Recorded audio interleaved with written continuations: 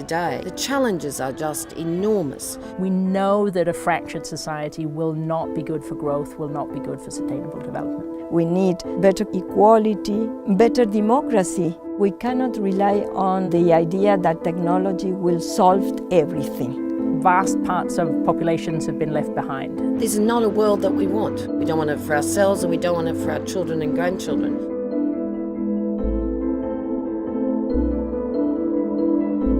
Digital transformation creates tremendous opportunities, but it also creates challenges. We're constantly dealing with the changes that wields for our society. Who has power, who doesn't, who has voice and who doesn't. And civil society has an immense amount to offer to ensure that the technologies are implemented in a way consistent with broader societal goals.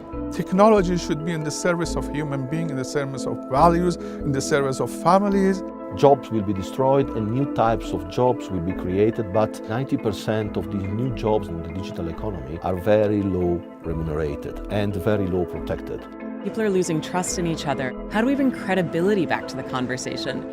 There's a tendency to think the market can solve these things, but the practical reality is for very low-income families, the market doesn't work very well. And so our focus now is how do we make the market work for the disenfranchised? Civil society is embedded in communities, working with some of the most vulnerable groups around the world.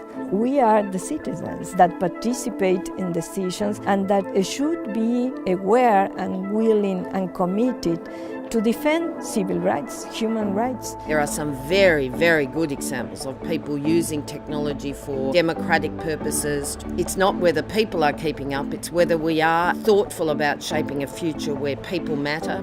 Civil society plays an incredibly important role in holding governments to account. It really is a way of bringing the voice of the community and the residents that we're trying to serve into those conversations. And without them, we cannot find any solution. The most innovation happening in business, in government, and in civil society is when the three work together. You can't do development without partnership. We will never have the funds nor the capabilities to be able to do this on our own. 21st century growth cannot be built by any one sector. It is absolutely necessary that collaboration happen. In the Africa context, with all the challenges we have, it was civil society, private sector who have come to take action.